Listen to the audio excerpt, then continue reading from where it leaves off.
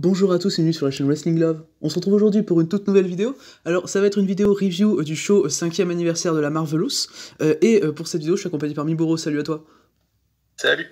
Alors show anniversaire de la Marvelous. Bon, Marvelous c'est pas la fête la plus connue au monde non plus, mais elle a fait un petit partenariat avec Stardom récemment qui fait que t'as notamment Mayu Iwatani, Starlight Kid, Azumi qui sont sur le show. Moi personnellement c'est ça qui m'a un peu dirigé vers Marvelous, et moi personnellement le show me hypait bien. Personnellement j'ai pas tout suivi, j'ai pas autant suivi que toi en tout cas Marvelous, et du coup toi t'étais bien hype? Alors moi je suis toujours hype pour un show Marvelous, et là c'est vrai qu'en plus avec le retour de Takumi après sa blessure et les deux matchs en partenariat avec Stardom, c'était deux gros matchs aussi qui m'a hypé pas mal, donc oui, une bonne hype pour ce show là. Ouais, exactement, c'est surtout les matchs en partenariat avec Stardom, moi. Le Takumi Ibiki aussi. Après, je connais un peu moins Ibiki, donc forcément c'était un peu moins, mais ouais, franchement, le retour de Takumi a fait plaisir en tout cas. Du coup, on va commencer la review de ce show Marvelous 5e anniversaire, du coup qui se déroule au Korakuen. Je sais pas si la Marvelous a déjà fait des Korakuen avant, ça m'a paru bizarre. J'en ai... Alors probablement si... peut-être okay. pour d'autres shows anniversaires. Ok. Ça me surprendrait pas, j'ai plus en mémoire en tout cas, mais c'est pas impossible. Ok. Ok. Du coup, on va commencer avec l'opener. L'opener, c'était Ayuzan qui affrontait Kaoru Ito. Du coup, Ayuzan qui est une jeune de Marvelous de 18 ans, et Kaoru Ito qui joue le rôle de vétéran. Le match était bon, personnellement. Voilà, c'était une bonne opposition de style finalement pour commencer le show. Où t'as Kaoru Ito qui est une bonne powerhouse vétéran, elle joue bien son rôle. Voilà, c'est pas la plus ouf in ring à son âge, Kaoru Ito, mais elle fait le taf dans le match, surtout contre une jeune, ça apporte à l'histoire finalement. Le finish était bien impressionnant, bien strong. Et bon, voilà, c'est exactement ce que j'attendais pour l'opener. T'as Ayuzan qui essaye d'avoir quelques retours avec quelques dropkicks, tout ça. Ils en font pas trop non plus. Voilà, victoire de Kaoru Ito en 7 minutes, et ça démarre bien le show.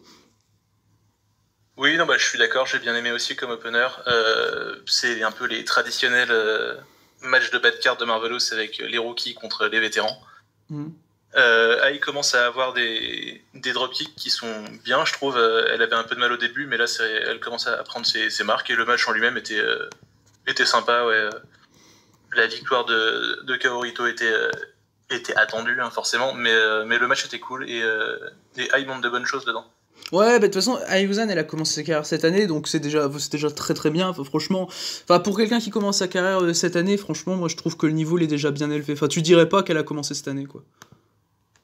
Bah non, ça c'est clair. Enfin, elle a commencé en mars, début mars, parce que c'était pour le show, le troisième show Assemble.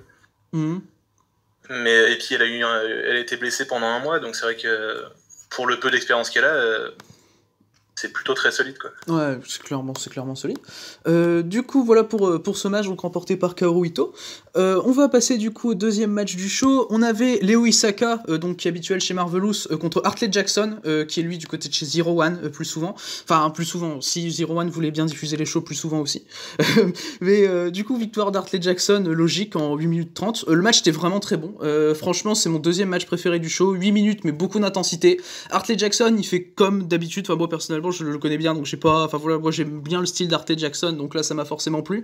Beaucoup d'impact, des bons chops, et son espèce de pile driver à la fin, j'adore toujours. Et t'as Isaka qui essaye de survivre, d'avoir des bons retours. Il fait un moonsault à l'extérieur du ring pendant le match, c'était très cool. Et non, ouais, j'étais investi tout le match, et voilà, Hartley Jackson, je le trouve vraiment super. J'ai mis 3,5 personnellement. J'avais jamais vu de match de Hartley Jackson, mais j'ai bien aimé aussi. Ouais, le match était très bien pour un deuxième match.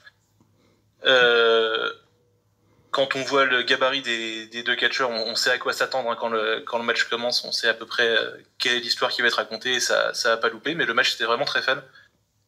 Et ouais, je pense que c'était un bon match. Ouais, un petit match. Après, voilà, c'était vraiment filler. Pour le coup, il y avait pas... Enfin, vu que Hartley Jackson, il est jamais apparu chez Marvelous, hein. Je crois pas, non. Non, donc voilà, ça me paraît logique d'avoir ce type de match. Il n'y a pas grand chose à dire spécialement. Et la victoire de Jackson m'étonne pas spécialement. Leo Isaka, je l'aime bien aussi. Je sais pas ce qu'il fait chez Marvelous personnellement, mais franchement, je le trouve vraiment cool. Il a été formé au dojo de Marvelous, donc il y est toujours, mais Ok. c'est vrai que du coup, il se retrouve souvent dans des petits matchs en bas de carte. Il a eu quelques matchs contre, récemment contre Ibiki, il me semble, et il y a eu quelques affrontements des draws, notamment contre Takumi en 2019-2020, si je me trompe pas. Ok.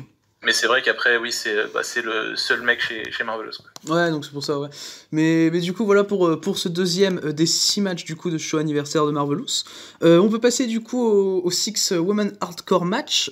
Du coup, on avait Mikoto Shindo, Tomoko Watanabe, Yuki Miyazaki de Wave, si je dis pas de bêtises, contre Asuka, Shikayo Nagashima et Kaoru.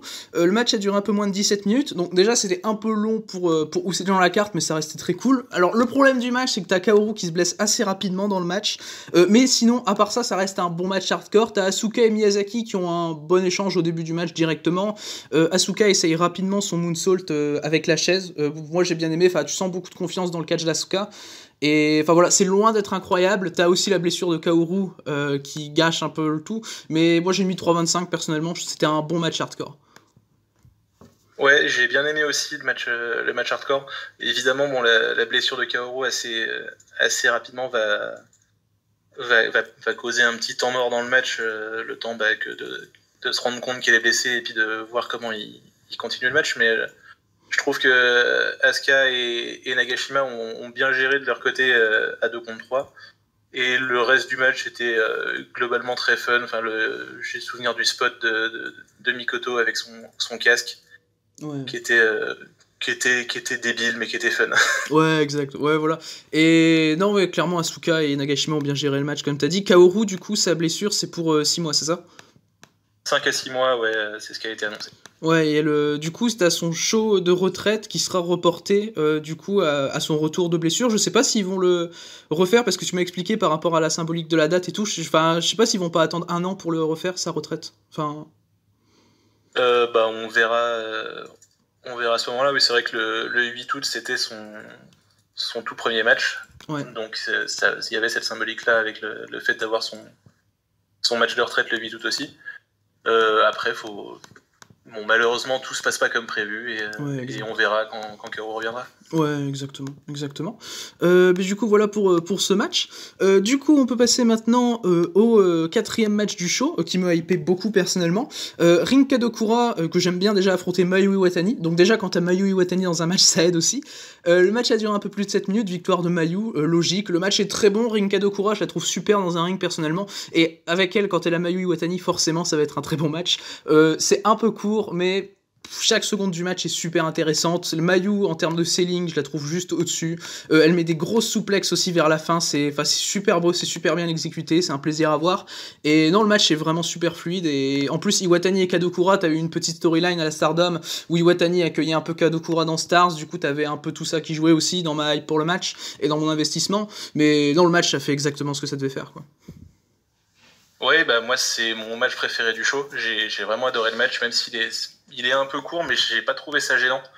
Je trouve qu'au niveau de la structure, le match est bien construit, donc t'as pas l'impression que le finish arrive vraiment trop tôt et coupe une partie du match. Ouais. Après, c'est pareil, c'est un des matchs qui me hypait le plus, parce qu'il y a toute l'histoire du Dream Match, finalement, de Rin. Parce que Mayu, c'est son icône, c'est celle qui lui a donné envie de devenir catcheuse, et d'ailleurs son moveset est très proche de celui de Mayu. Et ouais, moi j'ai vraiment adoré le match. Rin qui tente une Dragon Suplex sur la fin, mais qui se fait contrer et qui prend d'abord la Dragon Suplex et ensuite la two-stage de Mayu. Que j'ai l'impression que ça faisait une éternité qu'on l'avait pas vu aussi, la two-stage Dragon Suplex de Mayu. Ouais, non, ça faisait longtemps. Mais ouais, j'ai vraiment adoré le match et c'est vraiment un plaisir à regarder. Et si jamais vous avez 7 minutes devant vous, honnêtement, regardez ce match parce que c'était vraiment très fun. Ah oui, non, c'est clairement très bon match. Et Mayu, je sais pas si elle est apparue un peu à Marvelous pour teaser le match ou pas. Non, du tout. Okay. Le teasing du match en soi, c'est plus sur le fait que c'est vraiment le dream match de Rin. Okay. Finalement, le plus gros du storytelling s'est fait chez Stardom quand elles avaient fait équipe. Il me semble que c'était en février. Ouais. Et là où justement... où c'est Chibusa Nagayo qui dit à Mayu que c'est elle qui a donné envie à Rin d'être catcheuse. Ouais. Et après, il y a eu toute l'histoire où Rin vient faire office de membre de Stars dans la rivalité contre Edotai, mais c'est surtout ces matchs-là qui ont plus ou moins construit le match, mais c'était plus amené, en tout cas du côté de Marvelous, comme le dream match de Rin plus qu'autre chose. Ok. Du coup, c'est bon pour toi pour le match ? C'est bon pour moi, ouais. Ok, du coup on va pouvoir passer maintenant au pré-main event de ce show. Le pré-main event, c'était un tag avec Azumi et Mei Yoshizuki qui affrontaient Mio Momono et Starlight Kid. Match qui m'a hypé beaucoup, personnellement, assez logiquement. Le match dure un peu plus de 11 minutes, et pour le coup, j'ai trouvé ça un peu trop court. Et si ça avait été plus long, j'aurais pu mettre une meilleure note au match. J'ai déjà mis 3,75, donc c'est déjà bien. Et c'est mon match préféré du show d'ailleurs. Oshizuki et SLK, elles ont un très bon échange au début du match, très clairement. Mais après, t'as Azumi et Momono qui arrivent, et là, ça devient tout de suite excellent. Azumi et Momono, elles sont sur une autre planète, très clairement. Surtout Azumi, que j'ai trouvé fantastique dans le match. Azumi, qui a clairement élevé le match, même encore plus que Momono. Et non, ouais, si ça avait été plus long, j'aurais pu encore mettre plus haut, mais c'est trop bien, quoi. Vraiment, c'est le genre de match que j'adore voir. C'est totalement ce à quoi je m'attendais, et voilà. Et franchement, et c'était même encore plus parce que Azumi, je l'ai même trouvé encore meilleur que d'habitude. Enfin, je l'ai trouvé vraiment génial, Azumi, dans le match. Oui, le match est très bon. J'aime beaucoup le match aussi. La seule limite que j'ai avec le match, c'est que finalement, ouais, il est un peu court, et je trouve qu'ils auraient pu essayer d'aller un petit peu plus loin sur le fait que d'un côté, on a Mei et Azumi qui ont déjà fait équipe une fois et qui se sont affrontés 2 fois du côté de Stardom. Ouais. Et de l'autre côté, Kid et Mio qui n'ont jamais fait équipe, en plus qui commencent sur... le match arrive juste après le turn de Kid, donc ça se voit au début, c'est assez drôle. T'as Mio qui fait l'ancienne pose de Starlight Kid et Kid qui discrètement essaie de lui faire « Non, top j'ai fait mon turn, je fais plus cette pose-là. » Donc il y avait peut-être un truc à raconter sur une équipe qui s'entendait beaucoup mieux que l'autre, qui se connaissait pas vraiment. Mais après, c'est vraiment du détail, quoi. Le match en lui-même est vraiment très cool. Même si je suis d'accord, il est un peu court. Ouais, voilà. Et même à ça, franchement, Momono et Starlight Kid, j'ai trouvé qu'au final, plus le match avançait, finalement, plus elles arrivaient à bien se coordonner dans le ring. Et j'ai trouvé ça cool, aussi. Oui, en fait, elles se coordonnaient plus, c'est-à-dire qu'au début du match, finalement, c'était beaucoup axé sur du 1 contre 1, et il y avait plus de combinaisons des deux équipes sur la deuxième moitié du match. Mais, ouais, voilà. Exactement. Mais ouais, il y aurait pu y avoir quelques miscos dans la première partie du match entre Mio et Kid. Ça aurait pu amener des trucs intéressants, mais c'est vraiment du détail. Ouais. Et c'est Azumi qui prend le pin, c'est bien ça ? C'est Azumi qui prend le pin, oui, c'est pas si surprenant que ça, hein. Finalement, c'est la seule qui a pas de programme dans sa propre fed qui prend le pin. Ouais, justement, ça m'a surpris que ce soit Azumi qui prenne le pin. Enfin, parce que Azumi, elle est en train de prendre du momentum chez Stardom. Elle prend du momentum, mais elle prend du momentum pour rien en faire, et ça fait des mois qu'elle en fait rien chez Stardom, hein. Donc, ouais. De l'autre côté, t'as Mio qui va évidemment pas prendre le pin, et de toute façon gagner. Kid qui est pareil, elle est en train de monter très haut dans la carte, donc c'est pas le moment de lui faire prendre une défaite. Et Mei qui est un peu le projet de Marvelous pour le moment, donc... Ouais, ok, je savais pas ça, mais... Enfin, après, j'adore Mei Yoshizuki, donc ça me dérange pas. Mais ouais, je voyais plutôt Mei Yoshizuki prendre le pin, maintenant que tu dis ça, ouais, c'est vrai que ça me paraît plus logique. Mais en tout cas, ouais, très très très bon match. Du coup, victoire de Momono et de SLK. Du coup, on peut passer au main event ? On peut passer au main event. Du coup, le main event, c'était le match retour de Takumi Iroha, donc qui est l'ace de Marvelous, et elle affrontait Hibiki. Le match a duré 26 minutes, c'était très long. Le match était cool, hein, honnêtement, et même si c'était le main event, j'ai déjà trouvé ça vraiment trop long, et ça avait pas besoin d'être aussi long finalement. L'action en soi est bonne, il y a des bonnes soumissions de la part d'Hibiki, elle bosse un peu la jambe de Takumi. Takumi a un bon selling. Voilà, après, j'attendais plus du match retour de Takumi finalement, et je trouve qu'avec 10 minutes en moins, ils auraient pu faire la même chose, et donc là, finalement, la longueur, elle a un peu joué un mauvais rôle finalement dans le match, ce qui fait que j'ai mis que 3,25, ce qui est un peu décevant pour le main event, et je pense que c'est même le moins bon match du show, mais après, ça reste un match qui est plutôt cool, mais même si Hibiki en heal, j'ai un peu du mal, personnellement. Hibiki en heal, moi, j'aime bien. Après, je suis d'accord, le match est trop long. Ce match-là est vraiment, vraiment trop long. Je vois ce qu'ils ont essayé de raconter comme histoire avec Hibiki qui bosse pendant quasiment le premier quart d'heure. On voit que Hibiki qui bosse la jambe à laquelle s'était blessé Takumi. Donc voilà, Hibiki qui essaye de profiter de l'ancienne blessure et de tout faire finalement pour que Takumi catche pas dans le match, pour frustrer un peu plus le public, pour que tout le monde soit content quand Takumi va se mettre enfin à retrouver ces enchaînements assez classiques qui sont toujours super chouettes à voir sur la fin du match. Mais ouais, le match est trop long et c'est vrai que du coup c'est un style qui me parle un peu moins dans la construction du match. Mais ça reste un bon match, hein. Encore une fois, le gros problème étant que il y a largement 5 minutes de trop et probablement 10, quoi. Ouais, c'est un problème de contenu là pour le coup, plus que de style à mon avis.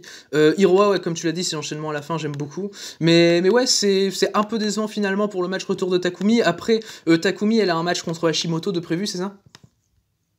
Alors il me semble pas que le match soit annoncé. En tout cas, je l'ai pas vu passer, mais au show, Gaia Ism, disons qu'elle a montré son intérêt pour les titres d'Hashimoto. Ouais, exactement.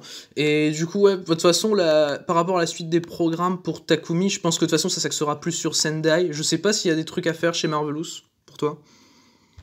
Bah, la suite du programme pour Takumi, là, ça va être surtout chez Stardom. Ah oui, c'est vrai. Avec le 5 Star. Ouais, du coup, j'avais oublié. Et du côté de chez Marvelous, bah, ça dépend ce qu'ils veulent raconter. C'est pas impossible qu'ils partent sur quelque chose avec Hibiki. Moi, j'aimerais bien avoir un nouveau match contre Rin, parce que juste après, justement, elle a eu une série de 5 matchs dans la première partie de l'année, et il y a eu un peu le 6e match bonus contre Mayu. Donc ça pourrait être intéressant d'avoir un Rin Takumi pour montrer un peu l'apport de la série de matchs de Rin. Ouais. Après, bon, il y a toujours le problème qu'il peut y avoir chez Marvelous, c'est qu'il n'y a pas de titre. Ouais. Parce que c'est un truc que je peux entendre, moi j'aime bien, parce que du coup ça permet justement d'avoir plus de liberté dans les histoires que tu veux raconter et de pas être justement complètement toujours rattaché à un titre.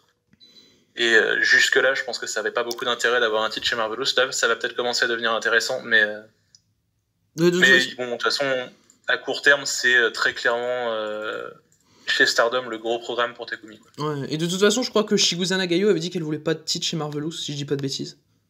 Elle avait dit ça, oui, au départ. Oui, au tout début. De toute façon, s'il y avait eu un titre chez Marvelous jusque-là, le titre aurait eu le même problème que les titres Sendai, quoi. Sauf qu'il y aurait eu des règnes à répétition de Takumi sans vraiment de challenger sérieux et ça aurait pas eu vraiment grand intérêt, quoi. Ouais, je suis totalement d'accord, ça pour le coup. Ouais. Et du coup, ouais, c'est là où le point, un titre est pas... Il n'y a pas forcément besoin d'un titre, en tout cas, par rapport à la configuration de la Fed, en tout cas, pour le coup, je suis... Voilà. Mais du coup, voilà pour ce show. Du coup, par rapport au show dans l'ensemble, franchement, c'est un bon Korakuen, personnellement. Enfin, voilà, après, j'ai déjà vu mieux, mais franchement, par rapport à un show anniversaire, je trouve qu'ils ont fait vraiment bien le taf, en tout cas en termes de booking, en termes d'avancée des choses. C'est pas Enfin, j'ai pas eu le sentiment d'avoir un show très très important non plus, mais bah, déjà le fait que ce soit un Korakuen, ça aide. Mais franchement, j'ai passé un bon moment devant le show. Les matchs que je vais conseiller, personnellement, c'est les 2 matchs en partenariat avec Stardom et le match Jackson contre Isaka. Pour moi, c'est les 3 matchs qui sont vraiment à voir, et surtout le tag High Speed. Oui, bah, je suis assez d'accord aussi. Moi, je recommanderais plus les Mayurin, mais honnêtement, les 2 matchs, même le Jackson Isaka, et si vous avez le temps et que vous n'êtes pas trop gêné par les matchs un peu trop longs, regardez le main event aussi. Ouais, je suis d'accord. Mais ouais, moi je vais rester sur le Mayurin. Donc, ouais, non, oui, le main event aussi, ouais, par rapport au retour de Takumi, ouais, c'est logique. Mais de toute façon, le Mayurin était excellent de toute façon. Mais du coup, voilà pour ce show, voilà pour cette review, donc du show 5e anniversaire de Marvelous. Du coup, j'espère que cette vidéo vous aura plu. Merci à toi, Miburo, pour ta participation. Merci à toi. Et mais du coup, d'ici les prochaines vidéos, je vous dis à la prochaine.